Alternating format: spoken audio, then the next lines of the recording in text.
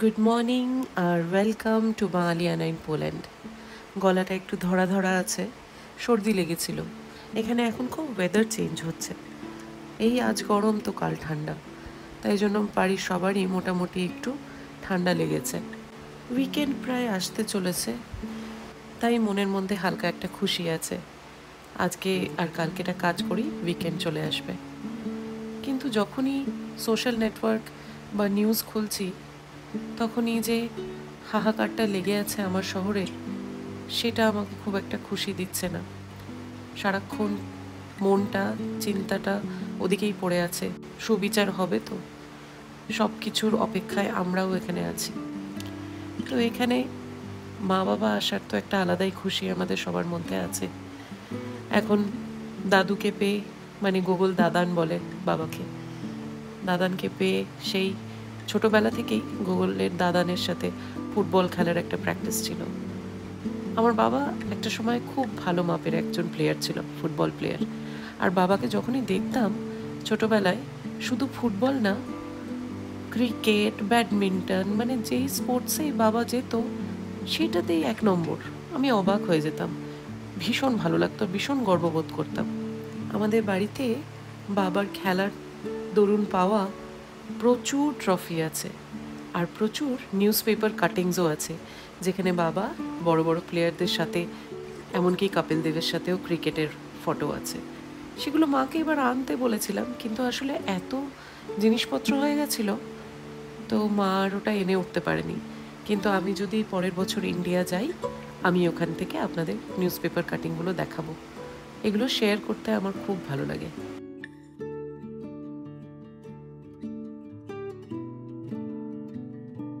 এদিকে আমার অফিস শুরু হয়ে গেছে, আর একদম পাশেই রেডি একটা প্লেট ব্রেকফাস্টের। মা সাথে থাকলে যেটা হয়, পাউরুটি, কলা, ডিম সেদ্ধ। চলুন, ধোসা ব্যাটারটা শেষ হয়ে গিয়েছিল, তাই চট করে অফিস থেকে একটা ব্রেক নিয়ে আমি এখন ধোসা ব্যাটারটা বানাচ্ছি। এখানে আমি নিচ্ছি 3 কাপ চাল। চাল হলো ইডলি রাইসটা, আর 1 কাপ উড়দ ডাল বা কলাইয়ের ডাল যেটা। আমি একটাই কাপ ইউজ করছি চাল আর ডাল মেজার করার জন্য, তাতে মেজারমেন্টটা একদম ঠিক থাকে। তো এখানে আমি চাল আর ডাল নিয়ে নিয়েছি। এবার এতে অ্যাড করব সামান্য মেথি। চাল ডালটাকে খুব ভালো করে 3-4 বার ধুয়ে নিয়ে তারপরে ওটাকে ঢেকে রাখবো, আর এরকমভাবেই রেখে দেবো প্রায় 4 থেকে 5 ঘন্টা। এখানে আমি বানিয়ে নিচ্ছি নিউট্রেলার ডালনা। লাঞ্চে হবে নিউট্রেলার ডালনা, আর মাছ বা মাংস কিছু তো একটা থাকবেই আমাদের গেস্ট অফ অনারের জন্য। গেস্ট অফ অনারটা কে? পাবলো। আর কে? তার জন্যই তো আমাদের সব মেনু তাকে চিন্তা করে করতে হয়। যাকে নিউট্রেলাটা এখানে আমি হালকা করে তেলে ভেজে নিচ্ছি।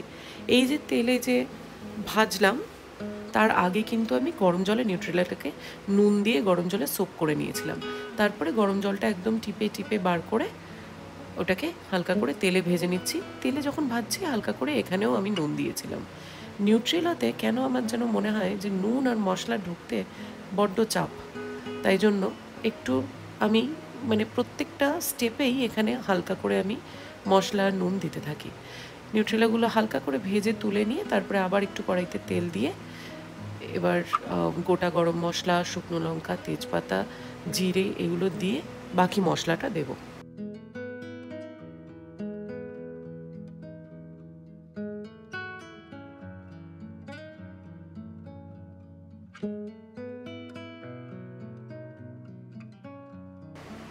এর মধ্যে এবার আমি একটু চপ করে রাখা টমেটো অ্যাড করে দেবো, খুব সামান্য। আমি খুব একটা বেশি টমেটো অ্যাড করি না রান্নায়।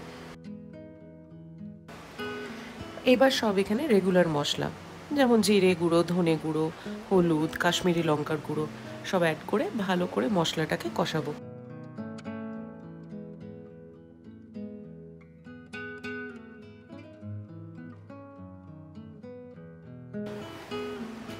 এবার এর মধ্যে এভাবে কেটে রাখা আলুগুলো অ্যাড করব।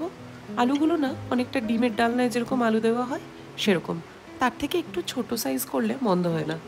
আলুগুলোকে ভালো করে মিক্স করে মশলার সাথে তারপরে এর মধ্যে গরম জল অ্যাড করব। জল বা ঝোল যতটা আপনাদের দরকার সেই হিসেবে অ্যাড করতে পারেন।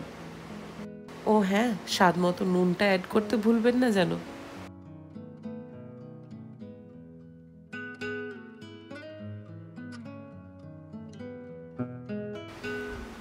আলুগুলো যখন একটু ভাজা ভাজা হয়ে যাবে তখন এই ভেজে রাখা সয়াবিনটা অ্যাড করে দেব, আর ভালো করে মশলার সাথে মিক্স করে এই যে এখানে আমি জলটা অ্যাড করে দিলাম। ঢেকে ঢেকে খালি রান্নাটা হতে দেওয়া। যখন এই আলুটা মোটামুটি সেদ্ধ হয়ে যাবে তখন রান্না কিন্তু অলমোস্ট ডান, কারণ সয়াবিন কিন্তু আগের থেকেই আমি গরম জলে সোক করে সেদ্ধ করে নিয়েছিলাম।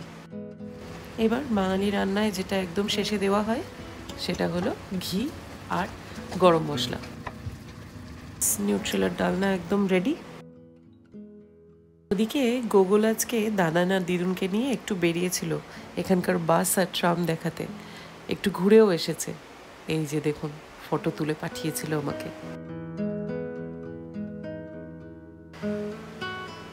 চলুন, এখানে চাল আর ডালটা বেশ ভালো করে ভিজে গেছে। এবার আমি মিক্সিতে এটা নিয়ে নিচ্ছি। এখানে আমি একটা আলাদা বাটিতে অল্প সামান্য 2 চামচ মতো চিড়ে ভেজাচ্ছি। আমি ওই চাল ডালের মিক্সচারটার মধ্যে চিড়ে দেব আর একটু ভাতও দেব, তাতে না ফার্মেন্টেশনটা খুব ভালো হয় আমি দেখেছি। চিড়েটা প্রায় 5 মিনিট ভেজার পরেই নরম হয়ে গেছে। এবার চিড়েটাকে অ্যাড করব, তারপরেতে 1 চামচ মতো ভাত অ্যাড করব আর অল্প জল দেব। ব্যাস, এবার জল দেওয়ার পরে মিক্সি চালানোর জন্য একদম রেডি।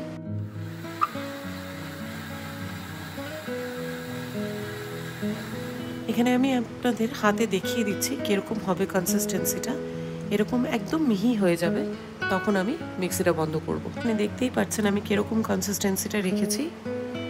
এইরকম জলের পরিমাণটা যেন খুব একটা বেশি না হয়ে যায়, তাহলে ফার্মেন্টেশনটা ভালো হবে না। এবার এখানে ধোয়া পরিষ্কার হাত দিয়ে ভালো করে মিক্সচারটাকে মিক্স করে দিতে হবে। তো মিক্স করে তারপরে এখানে আমি ওভেনে ফার্মেন্টেশন করতে রেখে দেব 8 থেকে 10 ঘন্টা। 12 ঘন্টা হলে আরও ভালো হয়।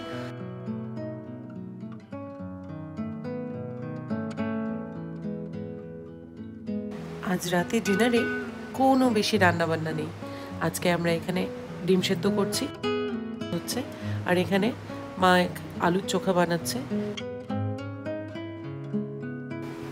রেডি মাখন ভাত, আলুর চোখা, সাথে ডিম সেদ্ধ। উফ! আর হ্যাঁ, কাঁচা লঙ্কা ছাড়া তো ইনকমপ্লিট।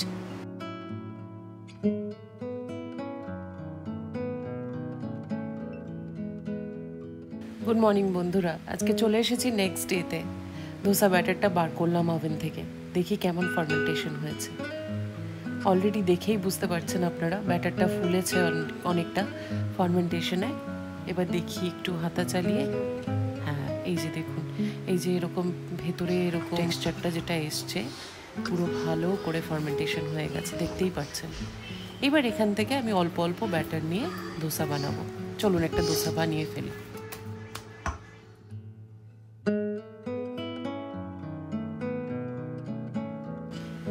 এখানে আমি ছোট একটা বাটিতে অল্প ধোসা ব্যাটার নামিয়েছি, আর এর মধ্যে আমি সামান্য নুন অ্যাড করব। নুনটা ব্যাটারটা আলাদা করে যখন বাটিতে নামাবো তখনই অ্যাড করব। বড় বাটিতে যে ব্যাটারটা আছে ওটাকে ফ্রিজে রেখে দেবো, স্টোর করব, ওর মধ্যে নুন অ্যাড করা হবে না।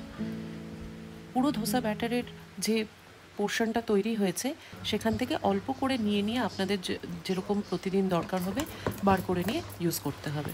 এখানে আমি অল্প সামান্য জল অ্যাড করে একটু লাইট করে নিয়েছি ব্যাটারটাকে, কারণ ধোসা করব তো আর ক্রিস্পি হতে হবে ওটাকে, তাই জন্য হালকা জল দিয়ে একটুখানি গুলিয়ে নিতে হবে।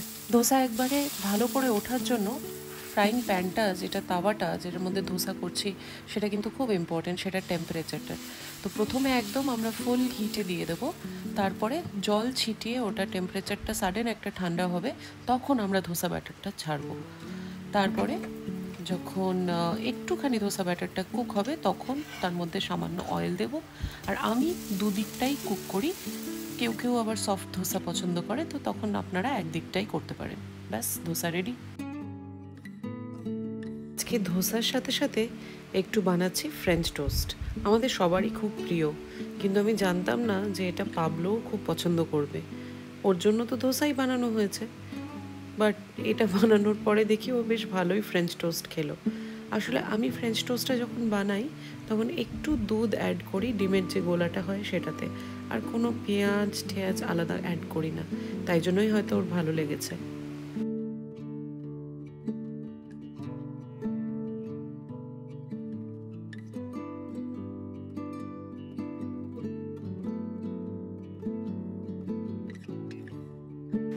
অনলাইনে কটা জিনিস এসে অনেক দিন ধরে পড়েছিল, চলুন আপনাদের দেখাই কি এনেছি।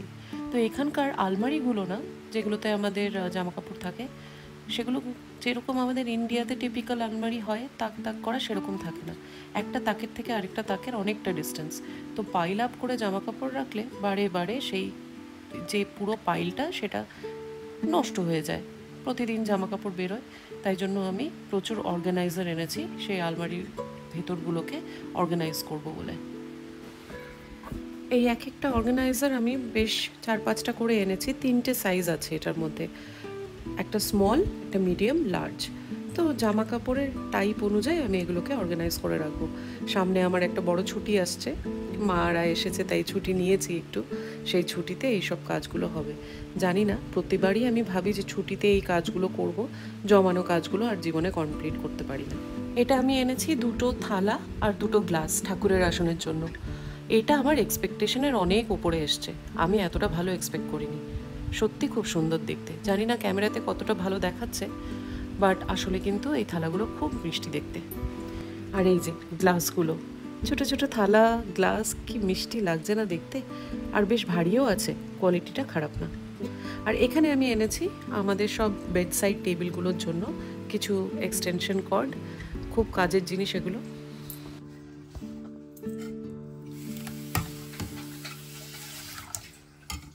গরম মশলা গুঁড়ো, লাল কাশ্মীরি লাল মির্চ, একটু হলুদ, নুন, মিষ্টি। আজ অনেক দিন পরে আবার খাবো ছানার ডালনা, মার হাতের। ছোটোবেলা থেকে এটা অনেক খেয়েছি, অনেকবার, কিন্তু ব্যাস যবের থেকে বাড়ি থেকে বেরিয়েছি তারপর থেকে এত শৌখিন খাবারগুলো খাওয়ার অতটা সময় হয়ে ওঠেনি। এবার এখানে তেলে দেওয়া হচ্ছে ফোড়ন, ফোড়নে জিরে, সাথে 2টো তেজপাতা।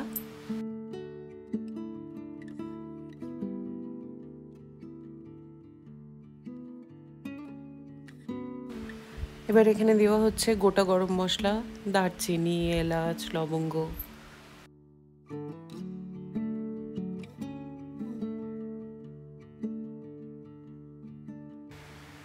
মাকে আমি এটা সবসময় করতে দেখেছি। হলুদ গুঁড়ো, জিরে গুঁড়ো, ধনে গুঁড়ো, লঙ্কার গুঁড়ো সব একসাথে আগে একটা বাটিতে জলে ভিজিয়ে রাখতো, ওটা মিক্স করতো, তারপরে ওটাকে ফোড়নের সাথে মিক্স করে। তাতে কিন্তু টেস্টটা একদম আলাদা আসে।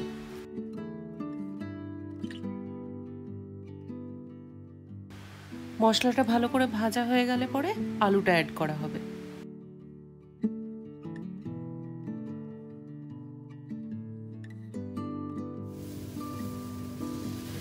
আলুটা যখন মশলার সাথে ভালো করে মিশে ভাজা ভাজা হয়ে যাবে তখন জল অ্যাড করা হচ্ছে। আর এরপর এতে অ্যাড করা হবে নুন আর মিষ্টি, মিষ্টি একদম স্বাদ মতো। নিরামিষ রান্নায় কিন্তু মিষ্টি ছাড়া একেবারে ইনকমপ্লিট। এই পয়েন্টে ডালনাটা মোটামুটি রেডি হয়ে গেছে। এবার কোফতাগুলোর ওপরে ডালনাটাকে অ্যাড করে দেওয়া হবে। সোজা চলে এসেছে আমার পাতে, এবার লাঞ্চ করব। লাঞ্চের পর্বটা শেষ করলাম গুগলের হাতে বানানো দারুণ একটা লাস্সি দিয়ে। সামনেই জন্মাষ্টমী, তাই আজ সন্ধেবেলা থেকে শুরু হলো জন্মাষ্টমীর প্রিপারেশন। ঠাকুরের আসনটাকে একটু বড় করব এবার, তাই এই ওয়ার্ড্রোবটা নিচ্ছি। এই ওয়ার্ড্রোবটাকে ভালো করে সাজাবো, ঠাকুরের আসন পাতবো, আর সামনেই জন্মাষ্টমী, ভালো করে সেলিব্রেট করব। কিন্তু আপাতত আমাকে এই ঠাকুর ঘরটা জন্মাষ্টমীর জন্য রেডি করতে হবে। আর এই যে এখন আপাতত আমি সিংহাসনটাকে এরকম করে রেডি করেছি, আর কালকে সব গোপালের জিনিসপত্র আনা হবে, সাজানো হবে। আপনাদের কি প্ল্যান জন্মাষ্টমীতে আমার সাথে শেয়ার করবেন কিন্তু। আজকের এই ব্লগটা আর লম্বা করলাম না, খুব শিগগিরই চলে আসবো আরেকটা ব্লগ নিয়ে। ততদিন খুব ভালো থাকবেন, সুস্থ থাকবেন। Good bye and take care.